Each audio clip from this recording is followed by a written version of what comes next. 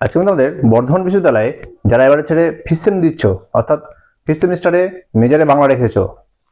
Fifth semester major Bangla মানে যারা অনার্সে বাংলা রেখেছো বা পাশে পড়ে মেজরে বাংলা রেখেছো, সেই বিষয়টা সাজেশন করে দিলাম। তোমরা জানো এখানে তোমাদের মেজরের 3টে করে পেপার থাকবে, first paper, second paper, third paper. যেটা আমি করে দিলাম সেটা হচ্ছে কি আজকে ফার্স্ট পেপারটা। তোমাদের সাজেশনটা অনেক দেরি হয়ে গেল করতে আমার। এর আগে ইতিহাস, দর্শন সমস্ত বিষয় সাজেশন আমার হয়ে গেছে, সেগুলো আপলোড করেছি, তাই আমার একটু দেরি হলো। কিন্তু তোমাদের বাংলাটা যদিও আমি লাস্টে করলেও বাংলার আমি খুব গুরুত্বপূর্ণ প্রশ্নগুলোই তোমাদেরকে সামনে তুলে ধরলাম। তোমাদের পরীক্ষায় 10টা প্রশ্ন থাকে, লিখতে হয় 6টা প্রশ্ন। আমি তোমাদের এই 10টা প্রশ্নই আমি তোমাদেরকে এখানে তুলে দিলাম। এই 10টা প্রশ্ন তোমরা কোনো মতেই মিস করবে না। আমি যে প্রশ্নগুলো দিলাম সেই প্রশ্নগুলো তোমরা একদম নখদর্পণে ভালো মতো করে যাবে। দেখো তোমাদের আমি বাংলায় কি প্রশ্ন দিয়েছি। তবে হ্যাঁ, তোমরা যারা এখনো চ্যানেলটি সাবস্ক্রাইব করোনি অবশ্যই সাবস্ক্রাইব করে রাখবে। দেখবে এইভাবে তোমাদের আমি মেজরের সমস্ত বিষয়ে সাজেশন আপলোড করে দিই, যাতে তোমরা পরীক্ষায় অতি সহজেই সেগুলো কমন পেয়ে যাও এবং ভালো মতো লিখতে পারো। দেখো তোমাদের আমি প্রথমে কি সাজেশন দিলাম। প্রথম প্রশ্ন, ধ্বনিতত্ত্বের মূল বিষয়গুলি কি তা আলোচনা করো। কি দিয়েছি? ধ্বনিতত্ত্বের মূল বিষয়গুলি কি তা আলোচনা করো। এই প্রশ্নটাই তোমরা আর একটু দেখবে, সেটা হচ্ছে গিয়ে ধ্বনির বিভিন্ন প্রকারভেদগুলি উদাহরণ সহ আলোচনা করো। কি দিয়েছি? ধ্বনিতত্ত্ব থেকেই দিয়েছি আরেকটা প্রশ্ন, সেটা হচ্ছে গিয়ে ধ্বনির বিভিন্ন প্রকারভেদগুলি কি উদাহরণ সহ আলোচনা করো। ঠিক আছে, এই ধ্বনিতত্ত্ব থেকে এই দুটো প্রশ্ন তোমরা খুব ভালো করে দেখে যাবে, এর মধ্যে থেকে তোমরা একটা সিওর কমন পেয়ে যাবে। দেখো নেক্সট প্রশ্ন, রসতত্ত্ব থেকে দিয়েছি। রসতত্ত্বে কি প্রশ্ন দিয়েছি? ভেরি ইম্পর্টেন্ট প্রশ্ন। দেখো, কাব্য নির্মাণ কৌশলের 3টি ভাগ আছে। কি কি? বিভাগ, অনুভাব এবং সঞ্চারী ভাব।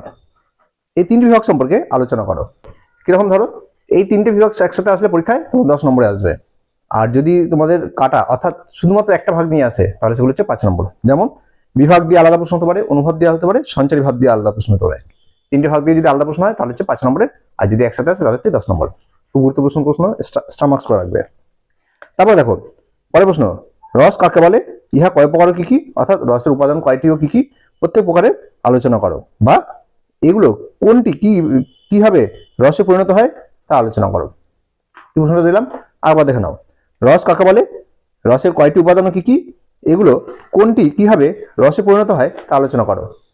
এই প্রশ্নটা তোমাদের যদি অথবা দিয়ে আসে বা অন্য একটা কোনো প্রশ্ন দিয়ে আসে, সেটা কি আসতে পারে? উত্তর কিন্তু একটাই। প্রশ্নটা হচ্ছে গিয়ে রস কিভাবে নিষ্পন্ন হয় তা উদাহরণ সহ আলোচনা করো। কি দিলাম? রস কিভাবে নিষ্পন্ন হয় তা উদাহরণ সহ আলোচনা করো। ঠিক আছে, খুব গুরুত্বপূর্ণ প্রশ্ন, এটাও তোমরা স্টার মার্কস করতে পারো। নেক্সট প্রশ্ন দেখো, একটা লাইন তোলা প্রশ্ন দিলাম। কি দিলাম? কাব্য রসের আধার, কাব্যও নয় কবিও নয়, সহৃদয় কাব্য, পাঠক মন, আলোচনা করো বা তাৎপর্য লেখো। ভাব ও রসের পার্থক্য লেখো। কি দিলাম? ভাব ও রসের পার্থক্য বা সম্পর্ক লেখো। পরীক্ষার সম্পর্ক আসলেও একই ভাবে লিখবে, খালি পার্থক্য কথাটা উল্লেখ থাকবে না, আবার পার্থক্য দিলে পার্থক্য। ঠিক আছে, নেক্সট প্রশ্ন, ট্র্যাজেডি, প্রহসন এবং মেলোড্রামা। কি দিলাম?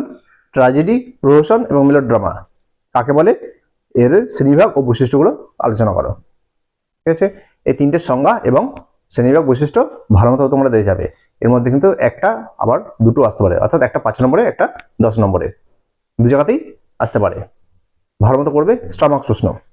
এর সাথে যেটা দেখবে এই জায়গা থেকেই, সেটা হচ্ছে কটা পার্থক্য দিলাম। কি দিলাম? দেখো পার্থক্য করবে তোমরা। ট্র্যাজেডি ও কমেডি পার্থক্য দেখবে, নাট্যকাব্য ও কাব্যনাট্যের পার্থক্য, আর কমেডি ও প্রহসন। কি পার্থক্য দেখবে? ট্র্যাজেডি ও কমেডি, নাট্যকাব্য ও কাব্যনাট্য এবং কমেডি ও প্রহসনের পার্থক্য। এই পার্থক্যটা তোমরা দেখে যাবে। তারপর প্রশ্ন দেখো, কি দিয়েছি? রিলিজিয়াম ও ন্যাচারালিজম কাকে বলে? রিলিজিয়াম এবং ন্যাচারালিজম কাকে বলে? উভয়ের সম্পর্কে আলোচনা করো। অর্থাৎ রিলিজিয়াম সম্পর্কে আলোচনা, ন্যাচারালিজম সম্পর্কে আলোচনা। এর সাথে দেখবে সেটা হচ্ছে পার্থক্য।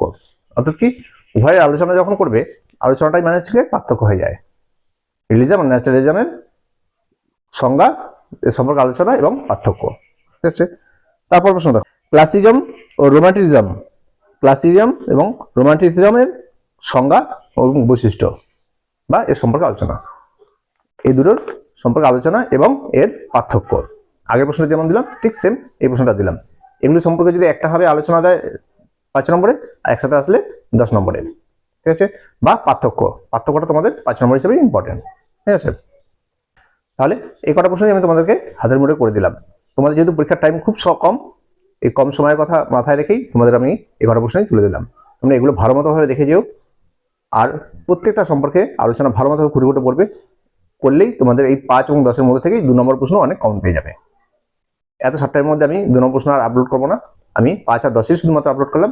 তোমরা এগুলো ভালো মতো করবে, এর মধ্যে থেকেই 2 নম্বর প্রশ্ন কম পেয়ে যাবে। দেখো, আর যারা এখনো চ্যানেলটি সাবস্ক্রাইব করনি অবশ্যই সাবস্ক্রাইব করে রাখবে। তোমাদের এভাবে এখনো 5th সেমিস্টার এবং 6th সেমিস্টারে এখনো বাকি আছে, তোমরা প্রত্যেকটা সেমিস্টারের সাজেশন আমার চ্যানেলে পেয়ে যাবে এবং সেগুলো খুব গুরুত্বপূর্ণ প্রশ্নগুলি আমি দিয়ে থাকি। এগুলোর মধ্যে থেকে তোমরা পরীক্ষা কমন পেয়ে যাও। দেখো, আর লাইক কমেন্ট তো অবশ্যই করবে, আর ভিডিওগুলো বেশি বেশি করে বন্ধুদের শেয়ার করে দেবে।